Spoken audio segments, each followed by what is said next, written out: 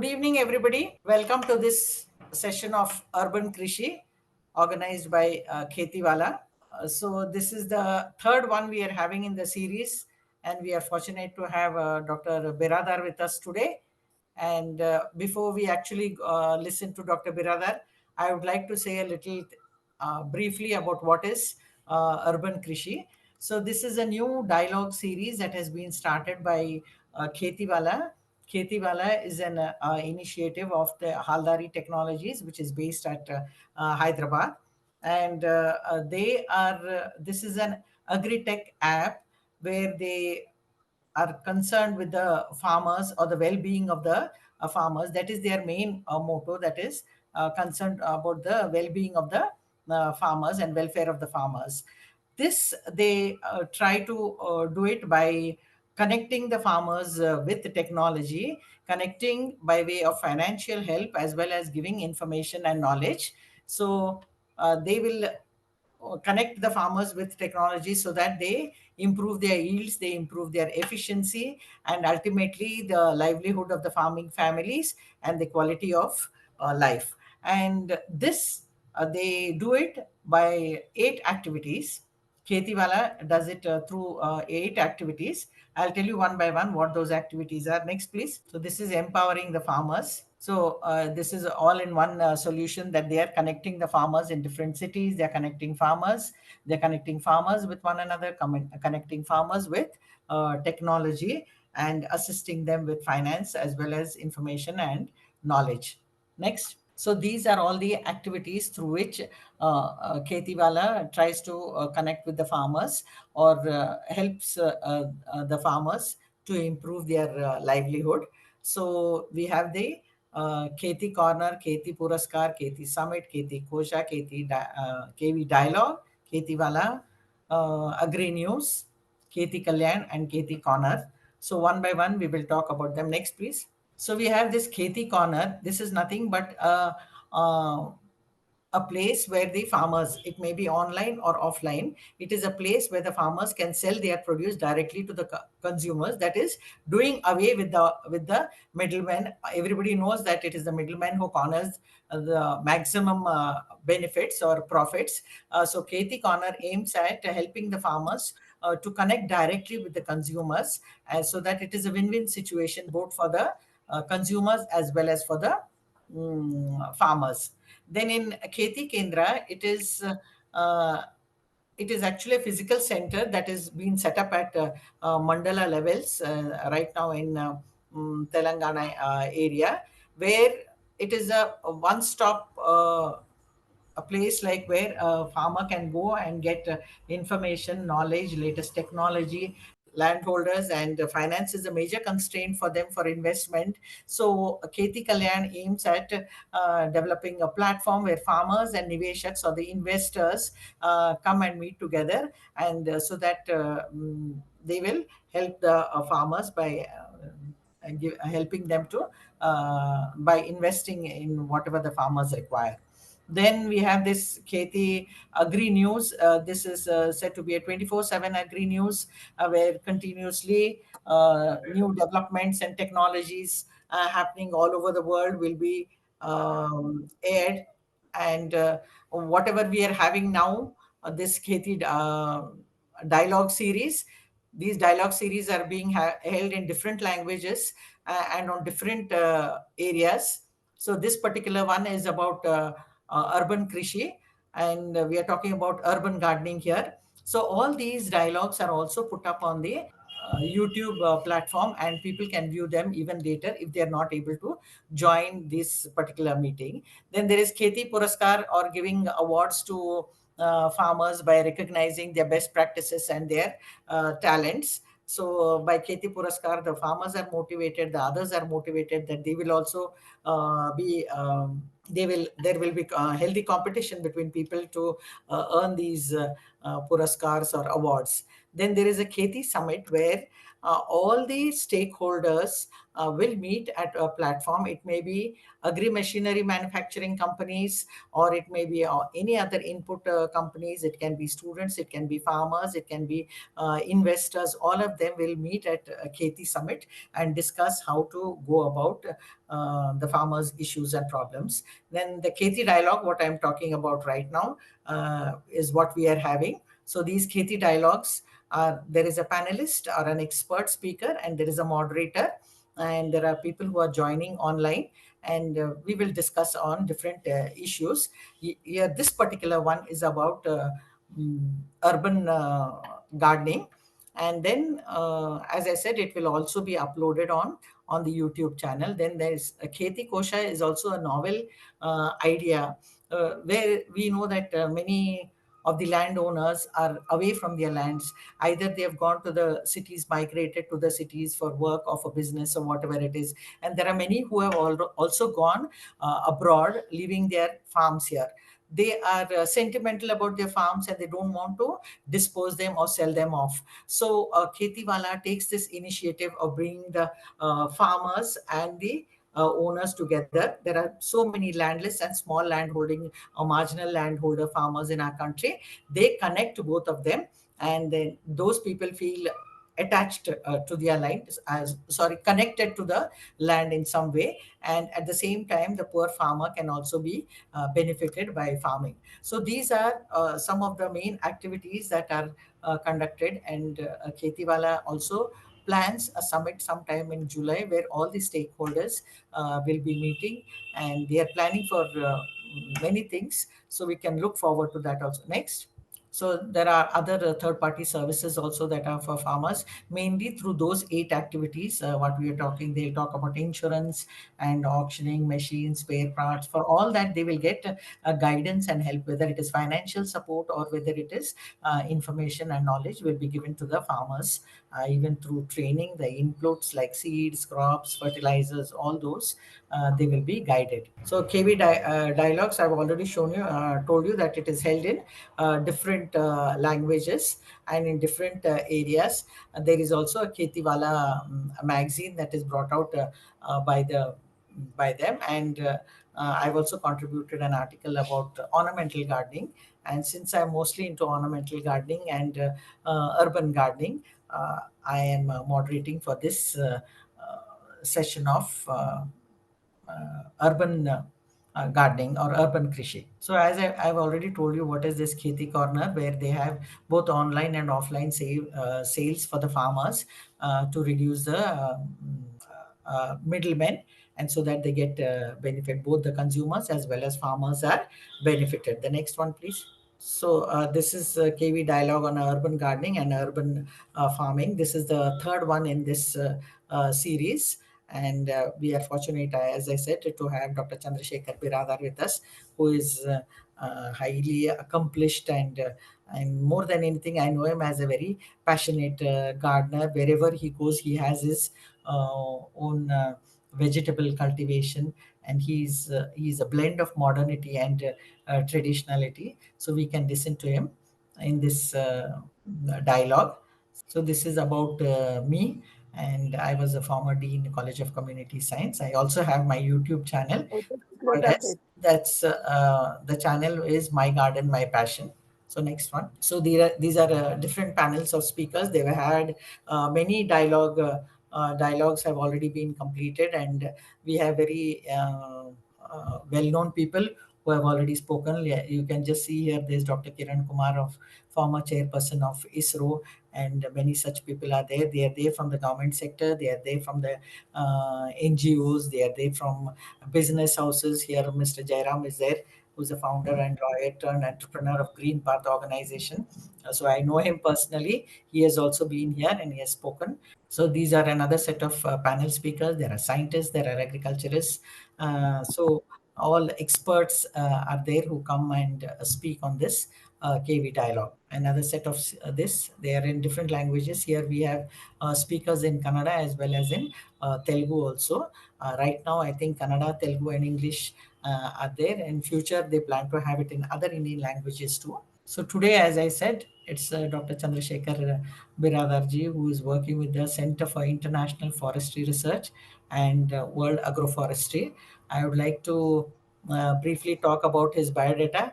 I cannot talk about his biodata offhand because it is at such a level that I cannot say like a common person that he's a good gardener and all that. He's worked in various capacities in this international organization. I would like to share the screen about his biodata, please. So Dr. Chandrashekhar Biradar is working for the Center for International Research and World Agroforestry.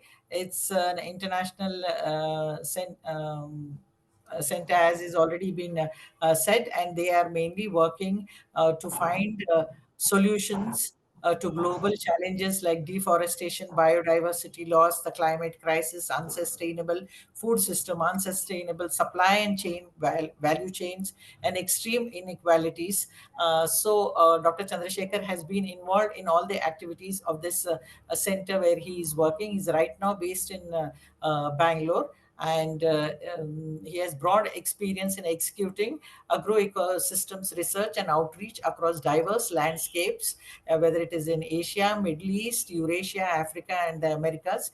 He's been all over there, and he's worked in agroforestry, agroecology, digital augmentation for land restoration, functional production, climate resilience, and such other activities.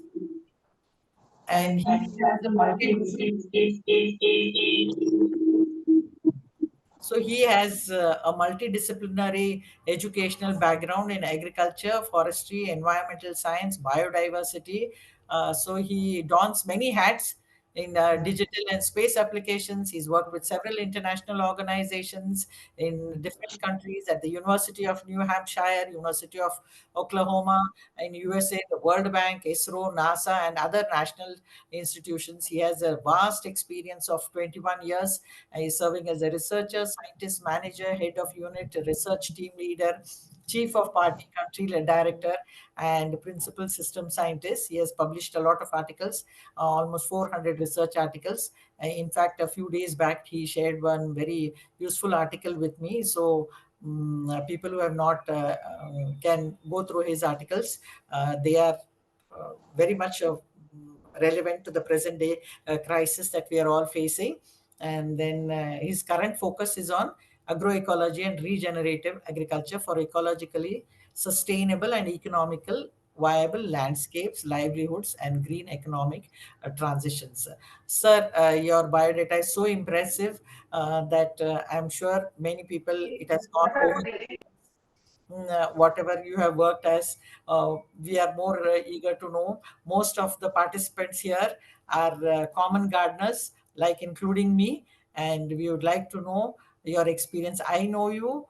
Only now I read your biodata and saw that you are such a such an impressive biodata. Otherwise, I know you as a simple person. We met and we have discussed so much about. I was impressed very much about the way you're growing vegetables, whether you're it's on a terrace in Delhi or whether it is on a terrace in um, Bangalore now.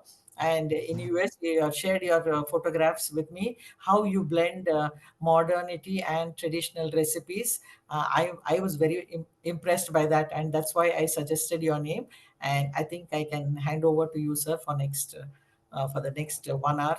I hope you'll engage us and show us the beautiful pictures and how you go about your producing your own food, organic food, clean and green food, and green environment.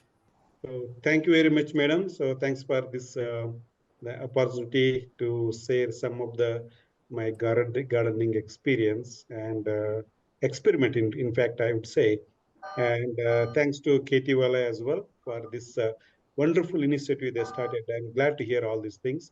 And can you see my screen just to confirm? Yes, we can see. You can see the screen. So Yeah. fantastic.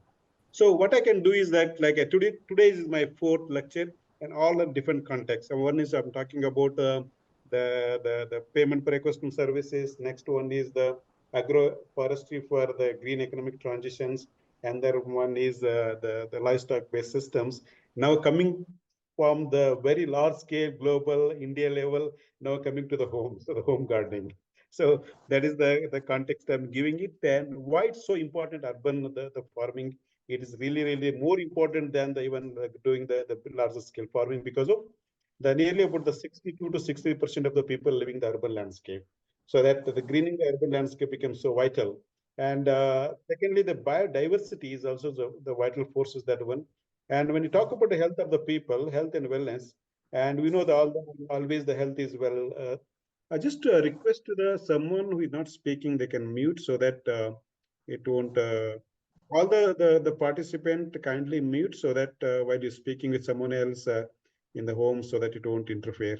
So what I'm doing here is basically the urban gardening for the conscious living, lifestyle, and planetary health. How the small step at your kitchen garden and the backyard, or balcony, or even windowsill and the rooftop can make a big difference, right? So the start with that, the framework I'm really talking about, coming back to the holistic food system, what is happening that one. We are in the crossroads of the food systems. We are in the coming through all the green revolutions to the now we're heading toward the heading towards the food system transformations. And this is what we cannot continue as we are doing it at the moment, where we grow the food and consume and dispose at a huge impact on the overall global climate. So that we are overshooting the existing planetary boundary conditions. So the diversity of the food is very, very important, and functional food systems become even more important. When look into the Eat Lancet commissions, and he recommend that in the one plate we are eating the food, the half of the food must be the fresh fruits and vegetables. And what is mean fresh and the healthy and the vital? I come back to on the later, the next, the subsequent slide. So when looking at the changing the way we grow the food and the dimensions we're talking about, and impact of these foods on the various dimensions in terms of the diets and water use, whether we can take it from the fish, pulses, chicken and mutton, beef. I not want to go into all the details, but definitely there's a need for parent shift from the yield centric to the nutrition focus, more health per acre, and that has become one of the vital forces, right? So this is the way from we're talking about in the last 50 years or so, we talk more mostly focused on the yield and calories to eradicate the poverty and towards the zero hunger. I think we achieved very greatly with the green revolutions, and in that process, we lost the calorie, nutrition, wellness, and carbon neutral. I think that's what we're heading towards the regenerative practices. And here, what I put is the why health is the important here. Health is wealth. We know that Aragve Bhagya always talk about that five elements is play the vital role. And when look into the health, the definition of the FAO and sorry, the WHO, and one thing is missing there is the ecologically. So we talk about the health, the state of the complete wellness, physically, mentally, socially. That's it. But we are putting the ecologically.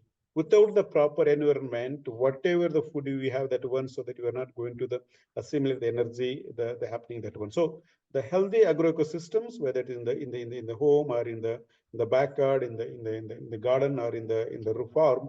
So that's the foundation for the good food, nutrition, climate resilient ecosystem services, and livelihoods.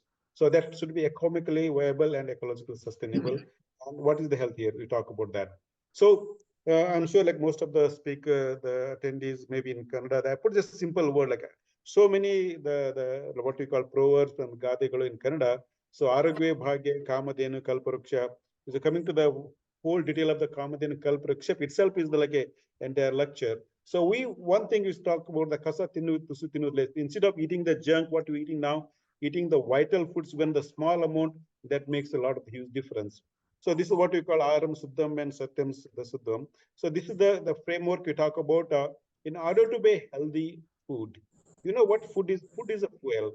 When you eat the food, you should be energetic, exuberance of the energy. So that's what we call a healthy food. But the moment you eat the food, you become lethargy, you require a coffee or coat to wake up you. That means you are eating the wrong food, right? So food is energy, food is the fuel. But when the food is lot of the toxins and lot of the required lot of the processing and other thing within the body system itself, and all the blood first to the stomach and our intestine, so that you not get any energy to the rest of the body, so that we are always energy after eating the heavy meal and the mixed meal, and sometimes like I eat the like a marriage or the heavy party meals, we end up in a very lethargic. That means we are eating not a healthy food, or something is very complex food we are eating that's easy to not easy to digest.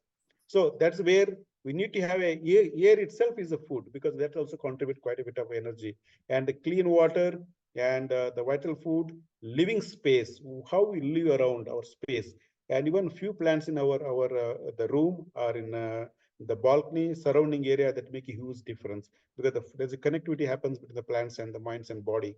I think this is the vital food and state of mind, heartfulness, and the sound sleep, all that contribute to energy. Even just to wake up in the morning and expose yourself to the rooftop garden, the sunlight, even sun has energy, like how the plant assimilates the chlorophyll, even your skins also assimilate to the vitamin D and number of other elements. So that's where you get the some of the energy too. So that is the focus on the diet diversity and gut biome. So what is the medical system evolving very rapidly into that one? Body is whole. We need to treat the entire body, and the gut biome is important in aspect. In order to be healthy, the food, we need to have our gut biome should be the high diversity. When you COVID, everyone noticed that when people eat a lot of the local food and rich diversity, connect with the nature, because of that gut biome is so diverse, they're not bothered about the chronic disease and the viruses are going to happen that. So that's clearly indicate that high gut biome is linked to the high immunity. High immunity is linked to the farm diversity and crop diversity, diet diversity. It's all this kind of the circular system they're going to happen that. And this is where I started digging out more into the how our vitality of the food is so important. This one, the pranic value of the food, what you call, only the Indians understand the prana of the food. No one else understands that much better. So health is a continuum from the sun, soil, plant, and humans. A good food that connects the continuum. So the soil to the plant, and we are the part of the soil itself. So that's connected to even all the STs you're talking about, right? So this is where I'm putting in the kind of a diversified diet, structure, function, products, and services well-being, that I talk about more health per acre. And I will skip these some of the slides, provided it's may not necessary. What I'm looking at here is the healthy, the way we produce, consume, and dispose, and functional food systems. That's really kind of a nature-friendly farming to nature-friendly food. The way we cook and way that reduces the wastages, and sustainable diets and food connections, that always the interlink to each other.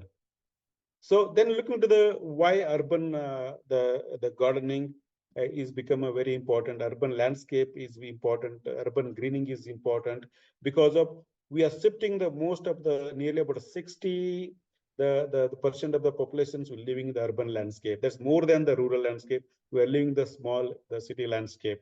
So that means we are living in the unhealthy condition that need to have the more green cover.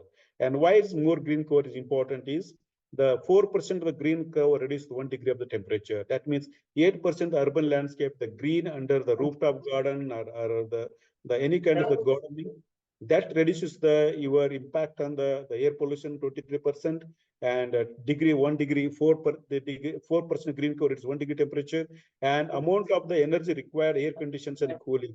So that is also reduced drastically. And it's not just only that one, the transportation losses of food is going to happen as well. So you look into that one, like most of the people spend in the rural areas, either on the 30% the income going to food. In urban, the more than go for the health. So this way we have the planet blessed with variety of the foods. But what is happening now, if you put in the context of the present context, Indian food system, roti, kulcha, idli, dosha, in between potato and pulses, like a 6 crops dominate the entire food systems. And out of that one, it's nearly 60 to 70% is coming from the only the starch. And we're eating the more starch than the other vital elements. While we have so many crops to grow, and the planetary health is depend upon how many crops we grow. And why gardening becomes just again a big example of the pulses. I was in like a Uttarakhand in Dehradun studying that when I'm eating a lot of different types of rajmas. When I come to North, the amazing type, the nearly 50 types of rajma, the kidney beans varieties found just in one state. Think about, we used to have a nearly 65,000 land races, the pulses, but we lost all of them in the name of the what you call as the conventional agriculture systems. And similarly happened with a number of the vegetables. If you go to the farm market when you were a child, and every farmers used to bring the vegetable, they have their own land races or what you call the local varieties. And every farmer, if there are 4 farmers selling the tomatoes, each tomato is different flavors and the different taste, because of they are all using land races. But now you can look at the entire India, only 2 to 3 tomatoes are growing. We lost nearly the 80% of the varieties, like look at this example, like a muskmelon from the 338, we come back to only 27 now. Even this is already the several years old figures now, and now even that's also went much further down. Tomatoes, like for example, 408 varieties come to the only 79. Now we're only growing the only 12 varieties in the market. So like that happening, the diet diversity is drastically losing. Why? Urban gardening itself is becoming very vital, very important, right? So other things I'm looking at when I ask the children to go and search for the fruits and vegetables, and this is the pictures what I got into the search from the internet. It is what that's when search the fruits and vegetables, we got the banana, orange, and the apple that you can get even remotest village you can go, you can get American apple in the rural landscape, but you not get all the what you can get. These are the what you grow in the rural landscape if you grow into the traditional agroforestry or agroecology systems. So much of the rich in the nutrition, diversity, resilience. These all the foods you are putting it here. What you call most of them are weeds, and but they are very nutrition foods. But in the name of development and releasing the varieties of the exotics, we put our own the vegetables and leaves and everything into as a weeds, and that's what our consequences of the nutrition losses. And then why it's important? Why diet diversity is important? Gut biome and health. I already talked about that one. So this is the bacteria, the feeding on the dietary fiber, so that we need to have more vegetables in our diets, and that to the very fresh inter. Like the amount of vegetable keep in the after harvesting, we are drastically lose by 24 hours. We need nearly about 80-90% of the nutrition in the vegetables, right? So this is what the get the mind. You read these books, very interesting one. Mind the gut, the connections, and how the gut biome, the biome, the bacteria and virus. Sorry, the fungi, the microbial, the fauna in the gut biome that influence even brain, the way you think, right? So this is the lot of the future foods we're talking about, basically like a plant-based, and the diversity in the seasonal the diets. And of course, the soil health is very important. Often people come back to me and say, I'm eating a lot of the fresh lettuce and the rocket salad, everything. But often they are growing in the liquid media like greenhouses, and they're not have much nutrition. Until the soil is healthy and our nutritions in the food we are eating it's not healthy. So that most of the soil depletion of all this the minerals and the nutritions is not there, and obviously that's not in the plant. Obviously, you're not getting into our health. That's what we are the need. We look into that. So many people have the nutrient deficiency, vitamin B12, and number of the other like the vitamin D, calcium, the zinc, boron. So many deficiencies there because of our soils is not healthy. The way we're growing, the media is not healthy, and that's what we are not getting the nutrition. So there's not just about the nutrition side.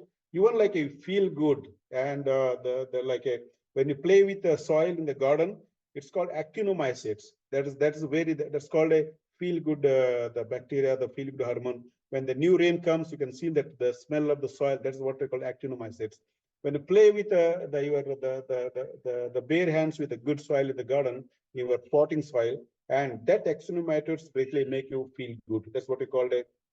All the dopamines and oxytocin, serotonin, and endorphin that makes you to the very feel good hormones. And I'm not going to talk much on that. It is very interesting aspect. But very interesting that one the 40% of the food we produce is globally is lost or wasted, and food wasted on the plates is massively on the urban landscape, and mostly the urban elites, what we call the rich people, right? So that because they never grown the food, they don't know the value of the food. So that when cutting the tomatoes, you look at all the TV shows, how much they chop the tomatoes, half of the tomato they chop it, they throw it away, right? But that's what I noticed in the urban landscape. People are either wasting the food. I try to ask the people, grow one tomato in yourself and know the value of the food. The moment people start growing their food, they know that, oh my God, it takes so much of the time. They start respecting the food and respecting the farmers, respecting the planetary health condition. That's one side. And other side is the why nutrition. The many people like the food brain fog, and we eat this junk food. Your brain stop not working for some time because of your blood flow goes to the stomach. And often I call a belly full hungry cells. When you eat the junk food, it looks like my belly is full, And but because of this, you can test is this continuous glucose monitoring. You can adopt that one. You can see the how this glycemic index goes up and drops suddenly. And within the 20 minutes, the brain not getting the the cells not getting vital nutrition, they trigger you to eat more. But you switch that diet to the more healthy, more sprouts and vegetable and fruits, you can 8 hours will not get hungry because of the glycemic index rises slowly and drops slowly. So there's continuous supply of the nutrition to your cells and body. In that sense, you reduce the food waste and you reduce your own body fats, and also number of other the benefits it bring to the body. So I'm just again talking about the most produces last 30% of the nutrients after 3 days of the harvest. And even in fact, like the very interesting, the Stanford and University of California studies that telling about, so they lot of the 55% of the vitamin C, some spinach can lose up to 90% of the within 24 hours of the harvest, right? And you look at how we make our palak, the spinach. We already harvested someone, they put in the refrigerator for a couple of days, then you take it out, then you can cook them, you can boil them, you can grind them, you can fry them. At the end of the day, we not get any nutrition. That is the biggest tragedy we are facing at the moment. But you take the very fresh fuel is from your garden pot, just 2 lettuce leaf, and they just harvested, eat that one, that equal to about 20 lettuce, the leaf you are buying, harvest, eating after 24 hours. I think that is the amount of the nutrition loss happens. Why often people tell me that, like, oh, how much you can grow in the urban garden, the rooftop garden? It's very little. That one little leaf that make a huge difference in nutrition. That's the reasons, like why we need to have a more the food in the backyard than the coming from the far away. And in fact, you can read this book, The Vitality from the Soil to Stomach, very interesting. How the vitality of the cells in the vegetables. We did the experiment, very interesting, because the shortage of the time, I not want to go into those details. So I just, the food chain, that losses and nutrition from the home garden to your plate. Just go and pick up the something like I have that in the garden here in Bangalore. Within like 20 days, you start harvesting. Before, like when you make a roti and just go and pick up this rajigira and just make it like a little bit the saute in the same tawa and eat that one, we are not losing much of the nutrition. Movement from the local farm market, the 10%, from the farmers market, supermarket, then they keep on losing that one. And when looked at that, food is processed like what you can order from Zomato or whatever, like the different, they are coming from the already cooked somewhere, like the flight food, you eat that one, hardly any nutrition. We are losing the most of nutrition there, and not just the nutrition's amount of the wastage is created while in the simultaneous process, right? So, we need to connect the nature and be responsible citizens there. That is what I always tell that the best investment parents or even teachers can do for their children is taking them to the nature or growing them in the nature. That's really the best lesson the children always learn. They become more responsible towards the earth care, people care, fair share. So this is what I did the small experiment when US and in America, like the pepper, like a the bell pepper, it cost about nearly $1. And a pound of the meat is also $1. Then I said, what is this? The thing is happening here. When you go to super, like a farmer's market, bring the 1 week vegetable, you will be paying for nearly $300 to $400. That's massive expenses. Then why not I start growing? I have the nearly about half acre with the garden, the space in the backyard. I just started as 8 by square feet, 8 square by 8 square feet. But I put in the very systematic multi-stacking, something going underground the roof tubers or something like that, like onions and garlics and ginger, and something on the surface, some little bit like the chilies and pepper, something like that, some tomatoes growing, then cucumber and ridge gourd, going in the top. So that we are growing so many varieties of tomatoes and also the types of vegetables growing that little small space. You can see that the rainbow carrots, my daughter holding that one, and that is what harvested from that little garden for a day of the vegetables. And that much of richness we can grow in the small space. And that is the joy of the growing and eating is the basis of healthy living. And kids, when they wake up, my daughter used to wake up and go run to the vegetable garden and pick up the vegetable to eat. So to even cook the breakfast. That's getting the fresh vegetable in organic. And often the questions comes to me that, oh, where I can go, I not have space. When you have the space to sleep and eat and play, there must be the garden as well. So that I found the space in everywhere. Doesn't matter what small space I'm living in the urban dwellers, like the create the demand for a healthy when they know the flavor and nutrition benefits. It's you can grow on the wall, you can window the windows, balcony, terraces, rooftop, front yard, backyard, tabletop, even cells. I have all those models I created the to grow something really the healthy. Even most desert conditions like in Jordan and Egypt, the rooftop, this is what you can see. This is my garden. The rooftop, you grow nearly about 50 types of the fruits and vegetables on the rooftop. In the COVID times, you're hardly any bothered about the buying a vegetable and fruits outside. And secondly, a lot of birds and they're coming to the garden, butterflies, bees. That's the beauty of the garden. You can do it. Then looking at this, the where I can find the space for biodiversity gardening in the cities. This is the city. This is the Bangalore, right? So you can see that the most of the roofs, hardly they made use of that one. So this is like most of the times cities are found that either they are the antennas or something they are making trash. Uh, they become putting the trash. The rooftop means put the something you cannot see trash, but that can turn into a very beautiful garden. So that's where the biodiversity gardening, where the health and wellness begins. And I started doing the kind of mixed seeds and putting them into the different level, and started growing the variety of the foods in the rooftop gardens. And this is where we really created the really health and the garden itself. And when I was in US, my backyard, I grow nearly 237 types of vegetables, fruits, and flowers and herbs. Nearly 63 types of tomatoes. You don't believe it. Like every colors of the vegetables we grow in the backyard. And amazing that one, there is a pasta, there is different tomatoes. You want to make a chutney, different tomatoes. You want to make a rasam, different tomatoes. But now you can do everything together, same. The West was not getting that one. For eating the wangi bath in Bangalore, there's a particular Mysore Bengal, they can get that one too. That's only can be the wangi bath flavor. But now that's completely vanished. We are eating just one brinjal for everything. That is the where we lost the real nutrition, flavor, and taste in the vegetables, right? So like that, we grow so many types of the vegetable in a small garden in the backyard. These are the types of beans we grown. And the best things is about that one when we grow the types of vegetable diversity in the garden, and you are leaving the soil, birds, and beneficial insect itself is control most of the insect. I just observing the little the house sparrow when they're hatching we used to put a lot of the nest on the rooftop. They hatch the chicks, and within 1 hour, one small little birds can bring anywhere between 15 to 20 the caterpillar. Think about that, or how much the pest they control they do it if you have the sparrows around you. Like the same thing, like a ladybird, bengal, praying mantis. Those are the fantastic the pest control you're not required with. Basically, the diversity of the garden is the most important here, right? Same thing happened in the agriculture and farmland as well. Then I started looking into the how best we can make it our composting is become so simple. And what I did first is like a multi-layer gardening concept. Being in the work in the forestry, I just look in the forest, mimicking the forest, how the forest different layers of the things can grow. Go to any jungle, there is a ground story, bottom, middle, semi, then top, and the very dominant canopies, like several layers of the trees growing together.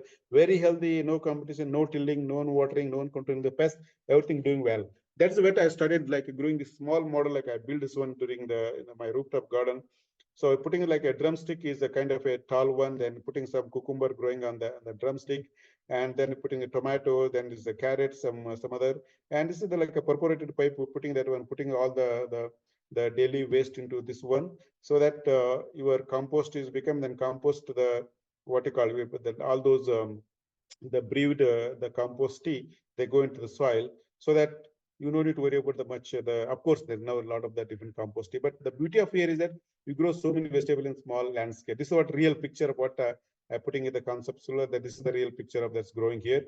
So many things do the healthy soils, and that compost is become a the ready to use in the garden pot itself. So this is what I put this one, like looking at that one, what are the different the types of vegetables can be grown in the layer one, like underground vegetables like a carrot, beetroot, onion, all those things, and ground cover like they can grow some menthe, coriander, the amaranth, and parsley, and even the purslane and the spinach, the arugula. These all are fantastic vegetables, and they're very rich in the nutrition than even the regular the spinach. Then you can bring the kind of a mid-story. There is a chili, cluster beans, okra, those things. And then you can go some of those, the vines, and top this drumstick like moringa and curry leaf. They're going that tall one, like a suspeni grandiflora itself is a very good vegetable. So you can grow that. This is just like a one model. I put this one. That's the same thing adopted into the farming systems. That's what the multi-layer, 5-layer farm became very the common nowadays, and this became more sustainable, regenerative, high productivity per unit of the area, right? So this way, like I started putting the something like even more nicely looking and not to look ugly. So that's creating the kind of a multi-layer biodiversity garden about 8 square feet. And there, like the June 10th, that's my birthday. I put that one by the 20th June. Already, our children's are harvesting the leaf for their the salad, like the they make into their burger or sandwiches.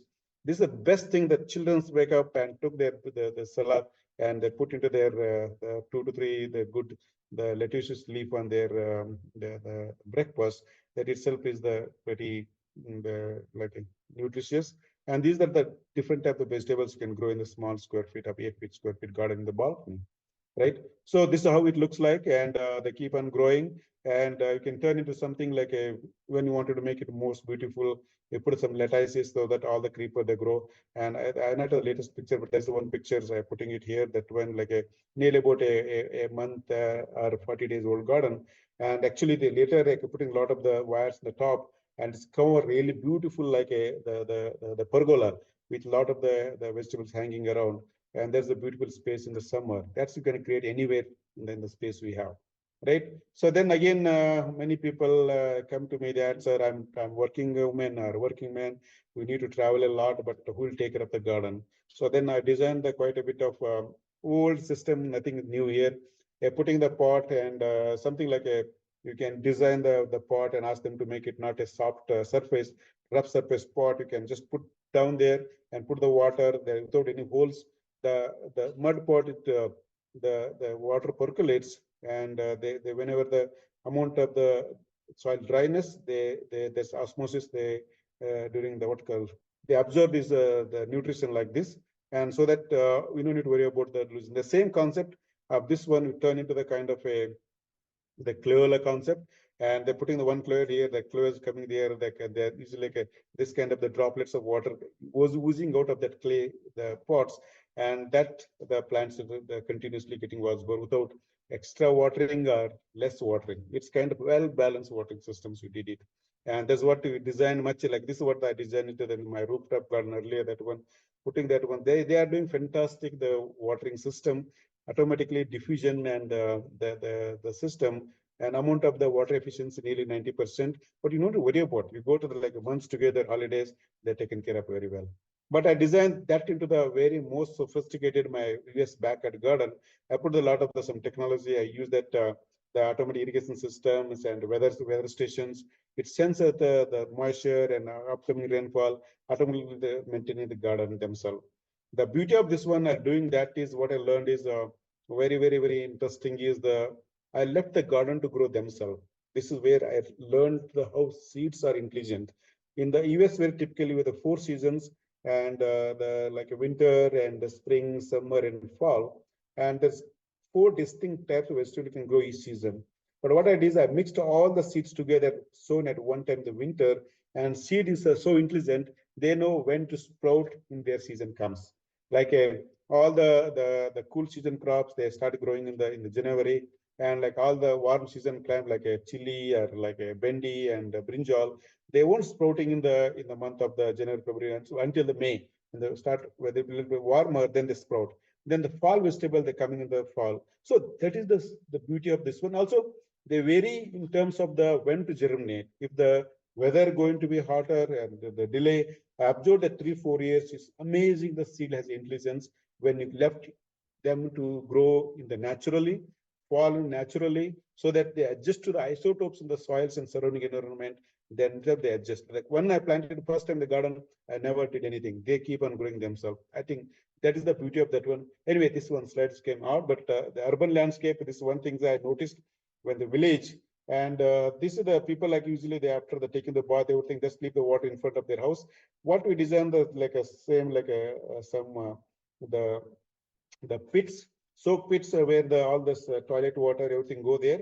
The one thing we noticed, the informed to them that don't use any of the harsh chemicals. Instead of that one, use the like ash and other like a bioengine for cleaning, so that you're not adding any chemicals to the water. And then around the pit, we planted a papaya and banana, drumsticks, some creepers, and that ugly spot became a really beautiful the spot of the growing vegetables, and also become like a much greener the landscape, and there's no mosquito other things. So these are landscape people adopted in the widely. And also TP system, like a small area you can create. This one children's love to do that one. And this is where the small beginning of the 8 square feet like growing like this and turning like this within the season become really like this, the very the fantastic biodiverse food garden. Then I looking at that one, okay, this is going to be like a the most of the benefits to the garden. I expanded that into the large area, nearly about 500 square feet in my backyard. And that's rare, like I usually call it that if you don't have time to go to nature and bring the nature to your home, that's where the gardening is begins. And here we're growing so much of the vegetable that enough to feed nearly about 20 families. And I donating a lot of the temple, and like one Torai, the rich god, like a Hirekai, one plant producing about nearly 40 fruits per day. That's amount of the grow that's food. So the same thing, like, okay, we do that one. This is one in my village in Muddeval in Bijapur district. And what we did is like taking the half of the area of that we constructed the house, and then half of the area I put in the urban food forest. What you can see the inlet is that's the food growing there. Like nearly about 48 now, about 55 the plants they're growing there. There's the fruits throughout there. You can stagger into the throat there. At least any given month, there is a 1 or 2 fruits is growing, 1 or 2 vegetables growing, 1 or 2 creepers are growing. Like that, this small space next to your garden, your home, that can create a lot for the urban health. And not just about the producing the nutrition supplement, but also providing the heat the reductions, reducing the heat island effect, and providing a lot of the birds coming there, butterflies, and honeybees. Like any given location, go to my garden there. Always the 2 to 3 the honeys they have they made their home there, and we're harvesting the sustainable honey whenever need.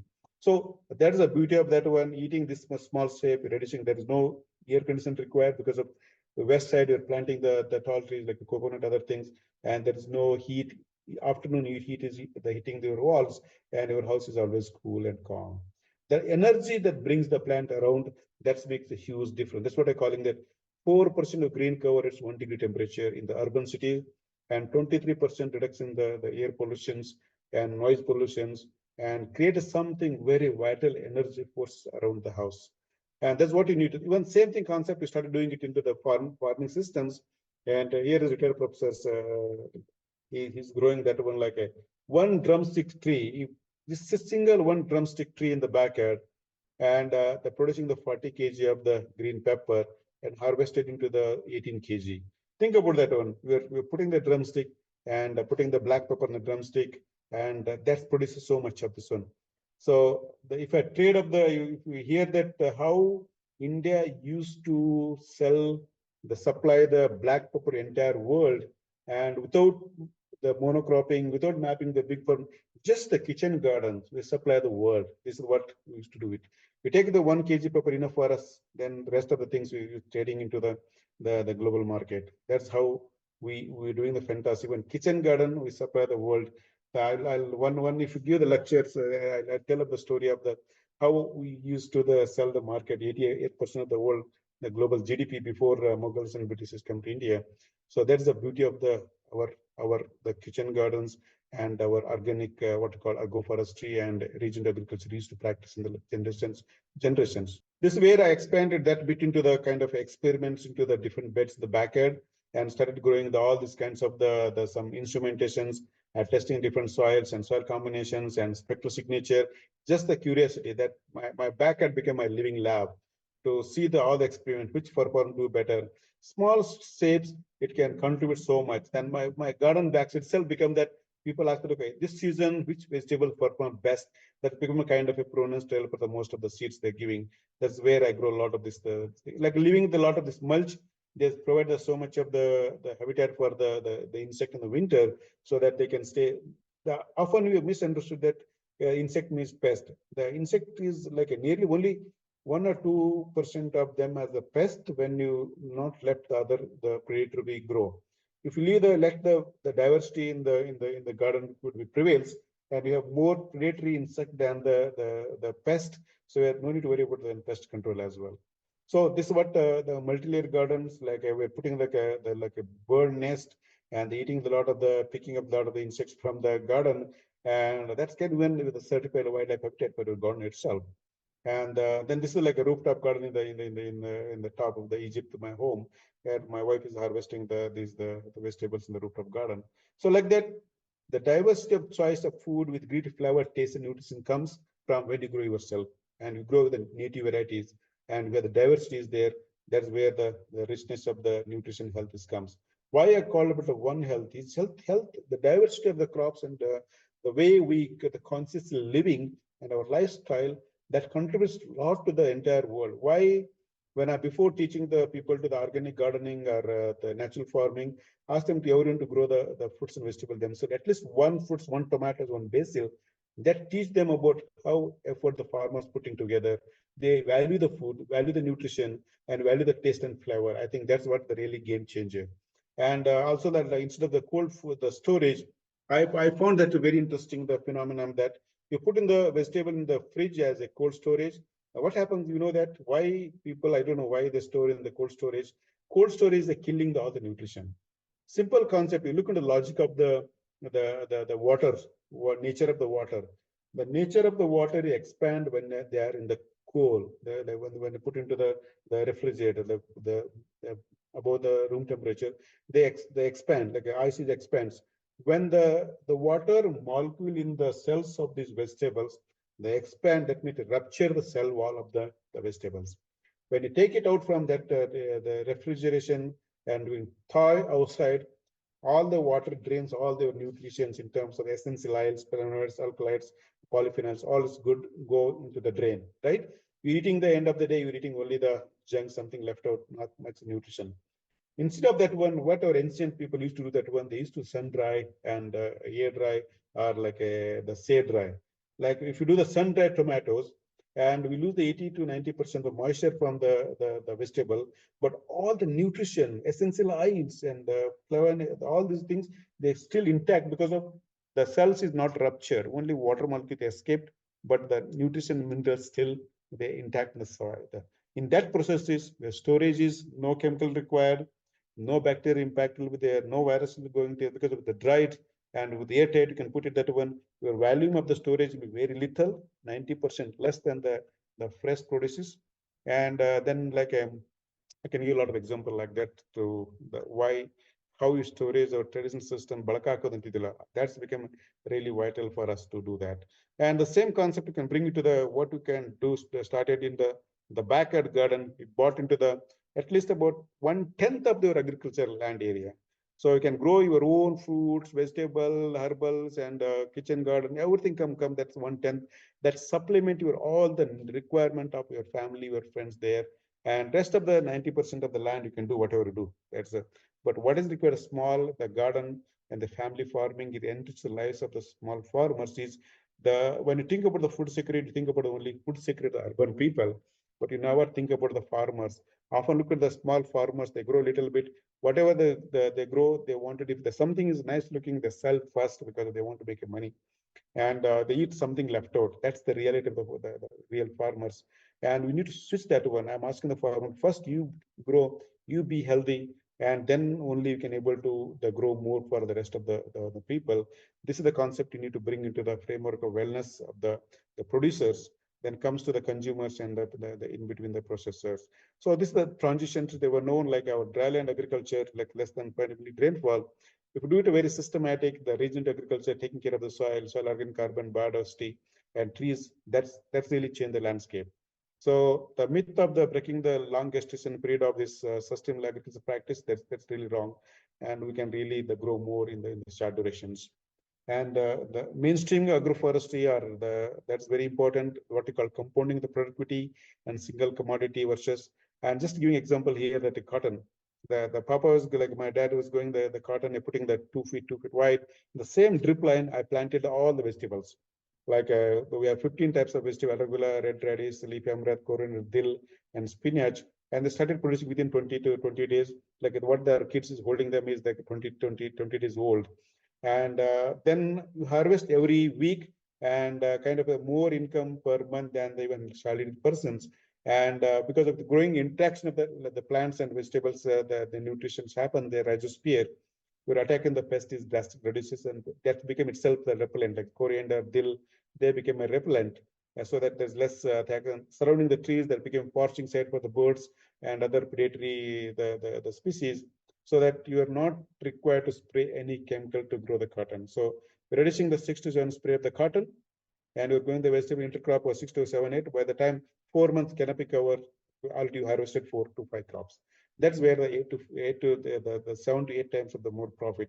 Just what you learned into the backyard rooftop garden, and that's really became a living spot. And same thing I did into the kind of agroecological approach. Here is growing all kinds of the things, no tilling, no weeding, no fertilizer, just leaving that all the plants grow together. Okay. We have the mango, we have the pomegranate, we have the guava, we have the neem, we have tam, all them to one side. And the rest the conventional approach, that one we are very trimming that one, cleaning the soil, not adding a lot of chemicals. And this is they keep on pruning for every year. That really they introduce injuries. And after 12 years, the blight kill the pomegranate. We have uproot after 12 years. But the other side is keep on growing for 40 years or so, something like that.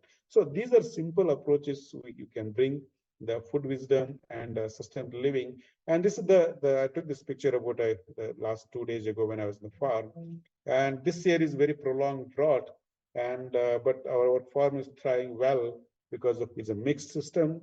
We are no tilling that one, no weeding that one. Soil is so healthy, and that's what you require. Really, the transformation required, what you could call it a real transformation. So wisdom come from that one. This is the people talks a lot about that one of Bangalore getting the too hot and no water and those things, because of we designed the Bangalore into the complete urban jungles. Leave the 20, at least about 10% of the landscape front of the yard, and back up your 10%, tens of percent. We can put a lot of the greeneries. That this small green of the 10% of the land must absorb the most of the heat.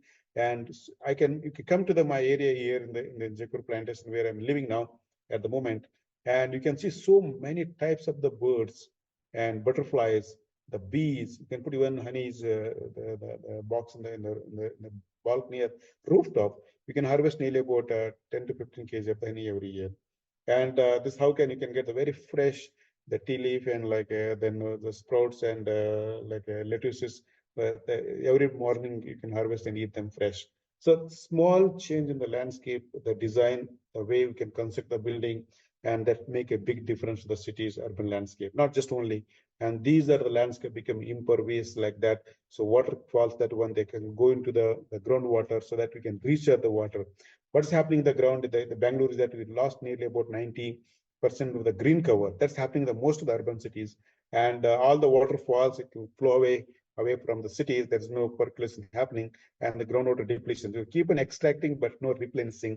That's what happening. That one entire landscape. We lost the springs in the even in the forest and agriculture areas. If we bring back this kind of the landscape, everywhere we do it, few trees make a huge difference in the percolating the water, in the going to the deep or groundwater. That makes a lot of the difference. Like a school garden, this is one of the nearest school here. We have the turn issue with their pit. So they removed all the turf and everything. They planted all the fruits and vegetables, and they go to the front of their garden. You get the brinjals and tomatoes, and in the front, next to their the main classrooms, you can see that all the guavas and the cherries, all the growing. So this should be our garden landscape. Even the graveyards and the lot of the gomalas and what's called revenue lands in the urban areas and the rural areas. In fact, there's a lot of the left out, like a spiritual temple space, and that's just left. I always feel sad. Though the landscape, you can put so much to grow, and even you're not eating them, let the plants, the monkeys, let them eat, they enjoy. That's how we can create the harmony with the nature.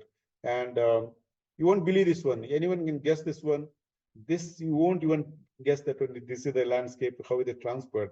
This is the city's garbage pit, massive garbage pit. We can plant the tree, that one tree made them to the soil stabilized, and then we can put in soil and planting other things, and there's a waterfall coming into that one. This is beneath that one, you can dig out the feet down, it's a garbage. So we can turn the garbage of the massive garbage, go to any cities around, we are struggling with the garbage, the cities, and we can turn it a beautiful garden. Like that, again, coming back to the ecocentric lifestyle is not just about the food, the way we respect the nature, that's going to make a big difference. The best investment parents can do for their children is taking them to nature or building a garden for them, and living with a nurture, land-based development for soil, water, and nutrition. Right. So again, I'm talking about the energy nexus, and just like people they're putting a lot of the solar panels, everything, but they're not making use of them. Beneath the solar panels, we can grow so much of the vegetable. And during COVID, and a few of the agriculture graduates comes to me that said, I lost the job. What should I do? I asked a simple question: do we have the land? Even 1 acre land, you can survive most of them. Here, the guys they put into a June. They planted the June these multi-cropping systems, and he harvested by the December about 5 crops, and his net profit about the 2 lakhs. I think this is the evidence is required, and connecting that healthy food to the farmers. The consumer getting benefit, and producer getting benefit, and nature getting the benefit. I think this is the transition should be looking at it. And look at the Eat Lancet Commission recommend about 65 scientists all over the world, doctors, and come together that they look into the food system. What you need is at least 30% of the food should be fresh fruits and vegetables at the present context. And my dream is that at least 30% of the population eating at least 30% of their food plates constitutes fruits and vegetables. That's coming from the naturally healthy grown, the vegetation. We reach 50, that's what the really recommendation is by 50, but we are eating less than 10% at the moment. We're eating only starch, and mostly there is no fruits, vegetables. And if you're eating the fruits, vegetable, also like a nutrition depleted fruits and vegetables, but we need to move into the more nutrition sensitive fruits and vegetable, meeting that one. That's where you need an enabling environment. And what you do, the small urban landscaping, urban fruit garden, that make a huge difference in the way we grow the food in the farms and the nature and the culture, what you can bring to sustainable farming systems. Thank you so much. And I know that time is too short. I might have taken a bit extra, so I'll stop here. So, Dr. Biradar, it was a wonderful session. I have no words to express because this presentation of yours was not something that you picked up from somewhere from the internet or something like that. It's your own experience, whether it is from Jordan, Egypt. Though I have known you for a short time, I realized that because when you were in Delhi a few last year and all, you sent me pictures, and within no time you came to Bangalore, and here you had set up something else. So it's a passion for you, and you had also sent me the photographs of the varieties of tomatoes and chilies that you grew in US. So it's all your personal experience. It's highly motivating for all of us to start kitchen gardening and to have our own fresh foods. And you made us conscious that by storing foods, or whether you're getting from farmers markets, supermarkets, and from your own garden, you're saving so many of nutrients. And I think you should guide us also in future on how to do all this. You have done a wonderful job regarding watering when you're away for a long time on a holiday or out of station, and your own composting. And there's so much. So I will open it to all the participants. They can ask anything to Dr. Biradar if they have any doubts, or whether they want more information about something. So I've got a lot of comments here. Uh, Sunila, she's my friend from Baroda. She says, awesome and so informative session. Thank you so much. Then somebody else says, fantastic, inspiring session. Wish to visit Biradar Sir's garden. Thanks. So uh, I think he welcomes everybody, whether it is his farm in Bijapur, or whether it is his terrace garden in Bangalore. I'm sure he will welcome all of you there. And so this was a wonderful session. Anybody can ask him questions.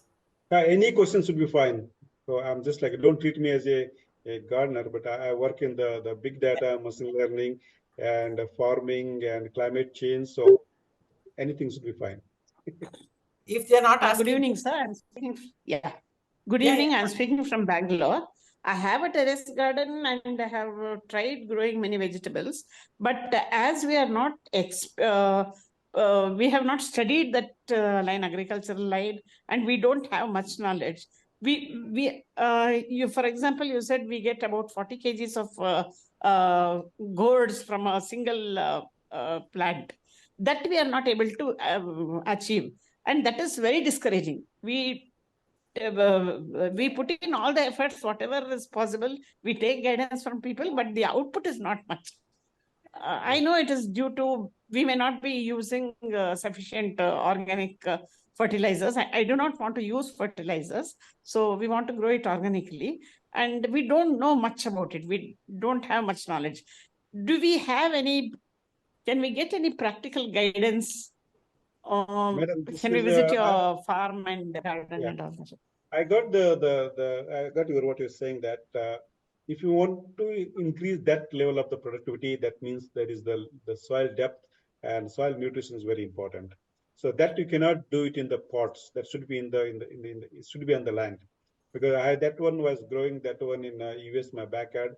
The soil is a fantastic, and we enrich the soil is so much of the compost, and then we also like the compost tea, everything mixed together, so that it took about at least about a year to 2 years to make the soil is really healthy. And that also, that's what we require to have that kind of things. But secondly, the growing this kind of the soil is the most important thing. Simple formula for the anything growing, that one you can make a 1% of the soil, 1% of the like this vermicompost, and another portion of the something you put the FIM or like those kind of things. That's like a depend upon the what kind of soil is composition is there. But one type really in Bangalore, I found that one like the one portion of this cocoa peat, and one portion of the red soil, and one portion of the vermicompost, and some of these bionutrients you can add it to that one. That really enriches so much here. What you're growing in a big pot, the pot should be very big, large enough. We are expecting the more productivity. Thank you very much, sir. Sir, but I live in HSR layout. Too much of menaced by rodents. They are bigger than the cats. So we are not able to grow anything on the ground. Everything has to be on the terrace, on the pots. And we are afraid to keep big size pots on the terrace. That is very true, madam. I think a few people explained me this one because of we are urban. We taken over the space of that rodents everywhere. We removed all the garden, everything. They're not left anything though. And because of that, this population, they're looking for something to food. Wherever one person growing, they all came attack. But more people growing like that, usually that less impact will be there. But that is the challenge in an urban landscape. And we need to design like kind of the mesh seeds. If you're going in the ground, you're putting this like a mesh seeds, then put that one so that they won't decay and come inside the garden. So you need to do some raised beds. Bottom you can put the mesh like the iron wire mesh, so that they won't come inside. Basically this the moles and big rats, that's the big issue too. But there's way to do it if you put the mesh wire in the bottom. Thank you very much, sir. Okay. So Dr. P.L. Patil, our Vice Chancellor, says, excellent presentation by Dr. Biradar. Thank you, sir, for joining, taking your time to join this Zoom session and for this KV dialogue. Thank you so much.